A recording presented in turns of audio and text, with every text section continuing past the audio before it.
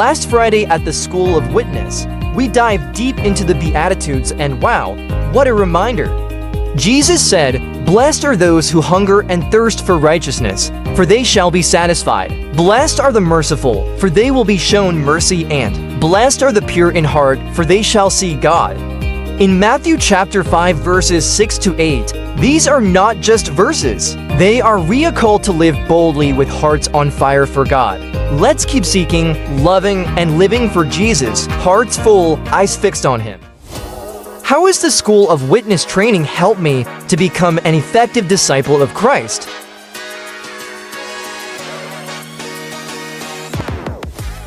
Mayang adlaw sa tanan, ako day si Jobel Cecilio. Ako di ay si Ian Talikog.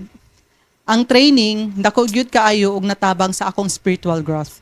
Mas nasabtan nako karon ang direksyon sa among simbahan pinaagi sa vision, mission ug core values. Dili lang day importante nga kabalo ko sa mga pulong niini. Kinahanglan jud di ay na makabalo ko unsaon ni pag-apply sa akong kinabuhi. Nakatabang gyud din nako nga mas mahimong buhi ang akong pagtuo sa mga seryoso nga pagserbisyo sa Ginoo.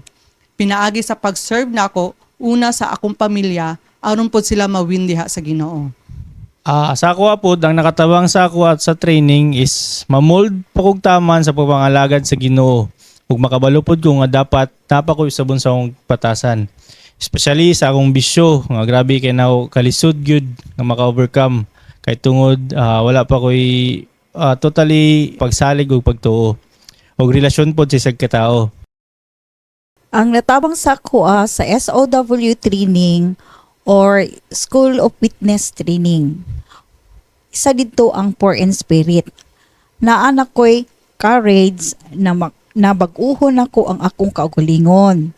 Na dili na mapuno og kabalaka sa akong mga anak. Sukad pa kaniadtong estudyante pa sila, hangtod mga professional na sila. Puro kabalaka gihapon ang akong ginahuna. O dili na ko makatulog hantod dili sila manguli sa balay. Bisan pa og mananghid. Pero karon, instead na babalaka ko, iampo na nako sila na malikay sila sa disgrasya. Didto nasulod sa ako ang nahibalan ang poor in spirit na dili ko kapuyon magampo sa ilaha na malikay sila sa disgrasya. Basta isalig nako ang tanan sa Ginoo og ang ilahang safety na sa akong mindset always pray to God and God answer my prayer. Mark 11:24. This is the reason I urge to be boldly believe for whatever you ask for in prayer. Be convinced that you have received it and it will be yours. What is the impact of the topic they learned in SOW training? Ang isa sa topic na nakahatag og impact sa akong kinabuhi is ang the Beatitude, labi na ang bahin sa Blessed are the meek for they will inherit the earth sa Matthew 5:5. Sa una, lisod para nako ang pagdawat sa akong mga sayop tungod sa akong garbo. Apan pinaagi sa training, nasabtan nako nga ang mapaidubsanon dili day kaluyahon, kundili usa ka kusog nga ginatamdan sa Ginoo. Na-realize nako nga ang Ginoo mas ginabless kadtong mga tawo nga magpaubos ug mosunod sa iyang kabubuton, dili lang sa ilang kaugalingong gusto. Tungod niini, hinihinay nako giampo o gi-practice ang pagpaubos sa akong kasing-kasing. Tungod sa Beatitudes, nakita nako nga daghan pa kog dapat usbon sa akong kinabuhi. Dili lang tungod kay gi-require sa church, kundi tungod gusto gyud nako mahimong tinuod nga sumusunod ni Kristo. Ang topic na nakapastruck sa ako is blessed is the hunger and thirst for righteousness, for they shall be satisfied. Mateo 5 verses 6. Ako ang nasabtan ani is kulang pa jud ay akong pagtuo sa yaha. Kay tungod usahay magbuot-buot ko sa akong desisyon na wala na ako giampo una sa yaha. Ug usahay mawalan pud kog pagtuo kay tungod na ako'y mga desisyon nga gusto nako makuha nga dili ni ay hatag. Mao lang sa pagkakaron na realize nako na unahon jud ay dapat siya. Kay siya ang nakabalo sa tanan. Sa akong pamilya na realize nako na unahon jud ay dapat sila kaysa sa akong barkada. Dili malimtan na ginaampo pud nako akong barkada o ginadeclare pud nako nga someday mawin pud nako sila mapangalagad pud sa Ginoo. Ug mao lang daghang salamat. Beatitude.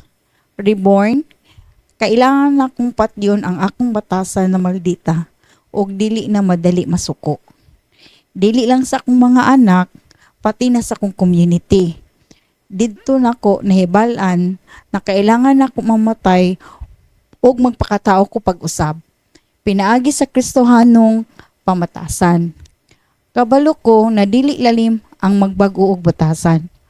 Na-learn nako, less talk, less mistake.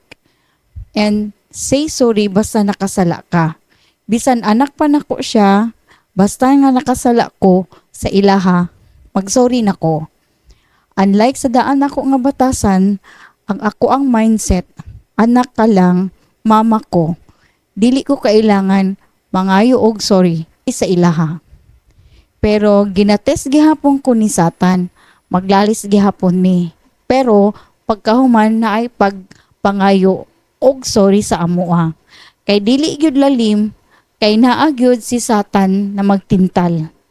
Be responsible gyud sa imong ginapangsulti.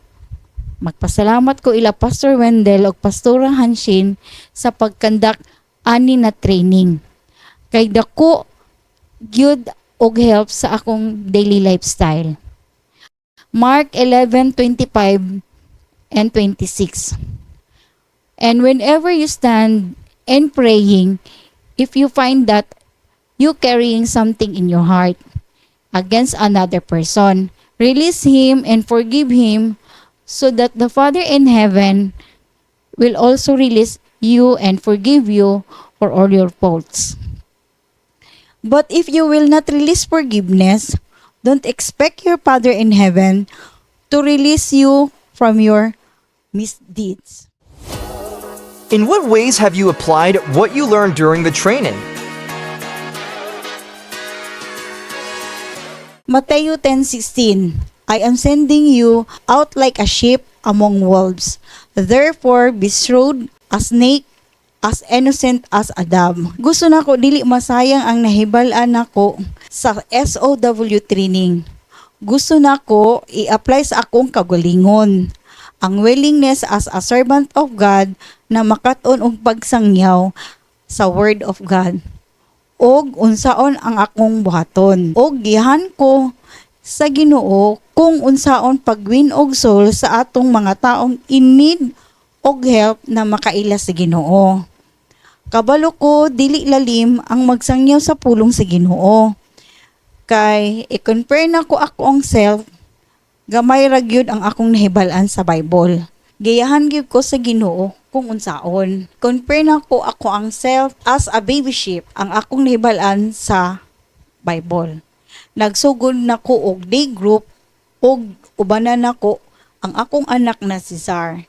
Last Monday sa Boulevard, sa balay sa ako ang sister aron makatabang ko sa ila sa pagpaduol sa ila sa Ginoo og mag-spread ang word of God. Praise God for this School of Witness training. Magpa-train og equip jud ta para madaogon ta permi. Maulang, shalom.